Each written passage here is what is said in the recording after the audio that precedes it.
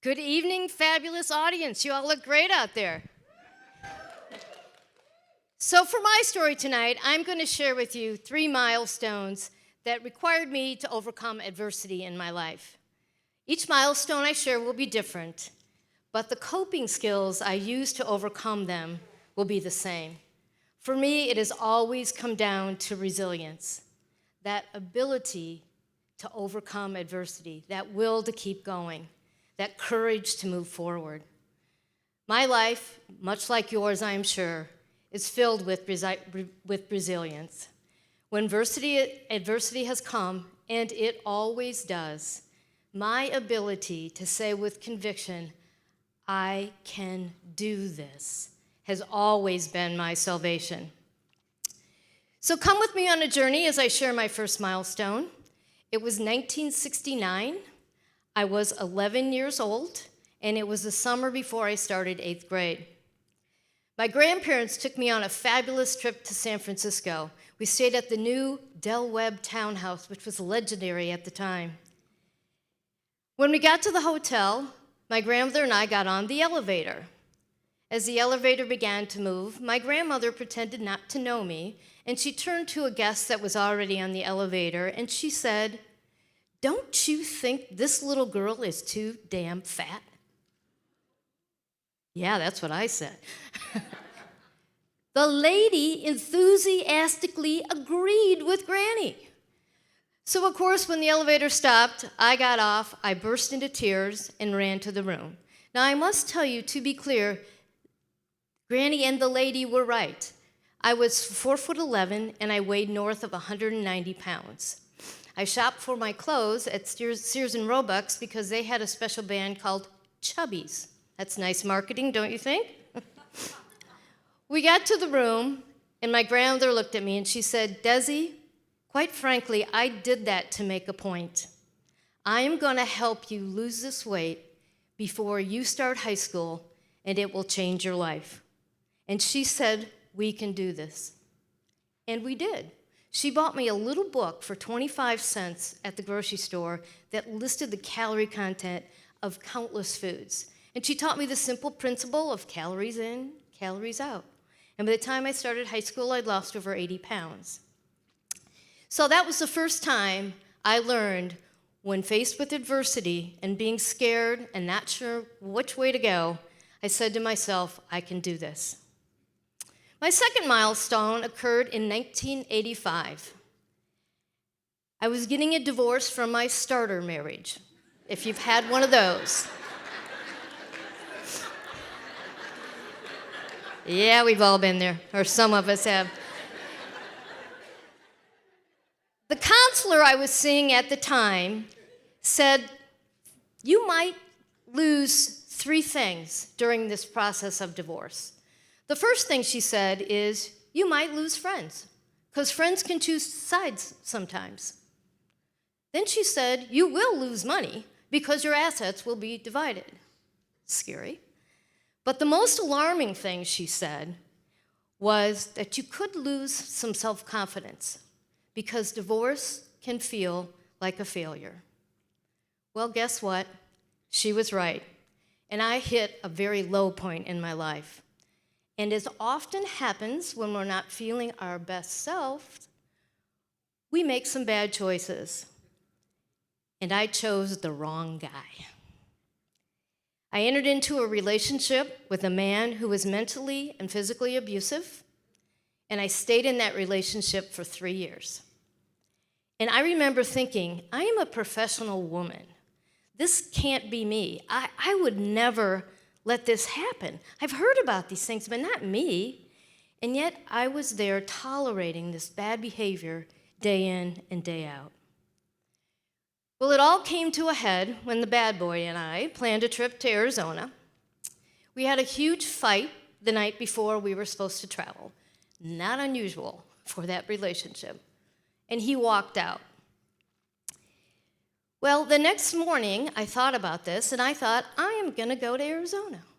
But the problem was, we had purchased companion tickets on TWA Airlines. And in those days, companion tickets were sold at a deep discount But the trick was you had to fly with the person you bought the ticket with. Well, I put on my best self and I went to that airport anyway.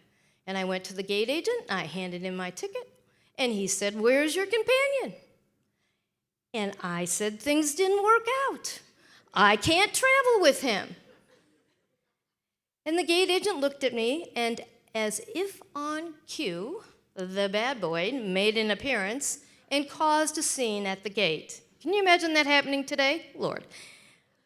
But anyway, the gate agent looked at both of us, and he said, "Today, young lady, you are flying without your companion." And he let me on the plane. And you know what I said? I said, "I can do this." Well, things got better for me. I got out of that toxic relationship, yay, regained my confidence, my career took off, and I married the right guy.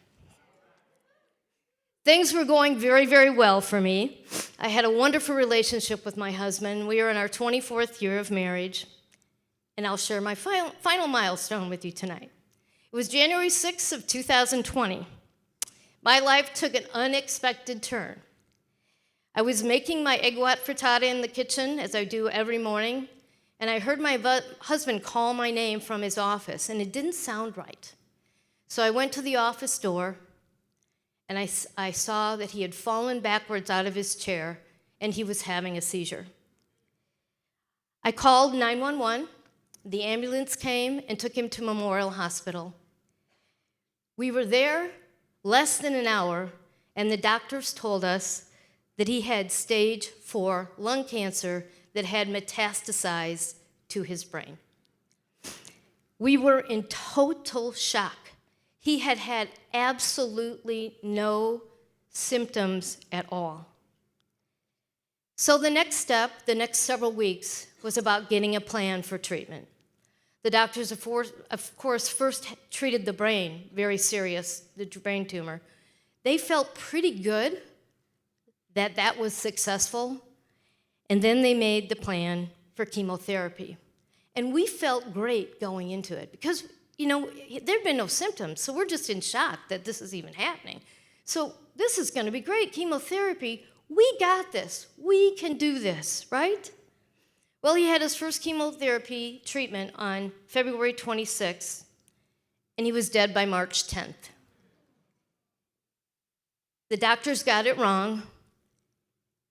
The combination of chemicals they used for the chemotherapy killed all of his white blood cells, and he died quite quickly.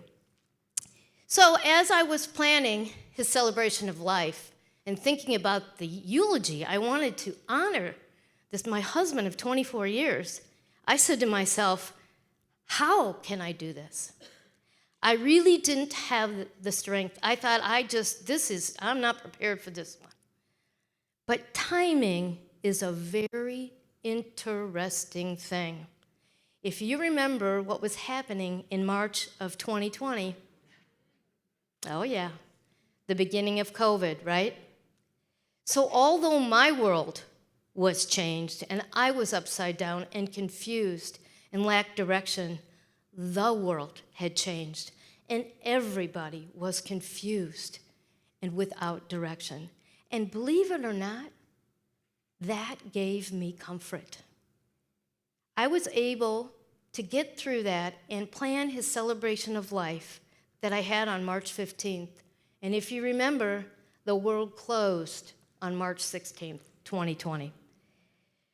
So being able to have that celebration of life gave me the strength to start my new journey as a widow. I will tell you, when you tell people you're a widow, it makes them uncomfortable. And they really don't know what to say or what to act. I wish I could see your faces because you're probably going, "Oh, it's the W word." So what I have found is people like to give you advice. They tell you things like, get a cat. Sell your house. Move your wedding rings to the other hand. Find love again. Move to a new city. Find a support group. I know when people say those things to you, it is with all good intent. But I also knew I had to get through it in my own way. And I said to myself, you have to do this. The most common thing I get as a widow is, I can't imagine what it must be like. And I always tell people the same thing. Don't waste 1 minute imagining that loss. Spend the time loving those around you and cherish that time because, yay, love it, sister. Nurturing that love will give you the strength when you need it the most. So I will end my story the way I started it. When I got the call from That's What She Said, and they asked me to be part of this amazing event, I said, I can do this. Thank you.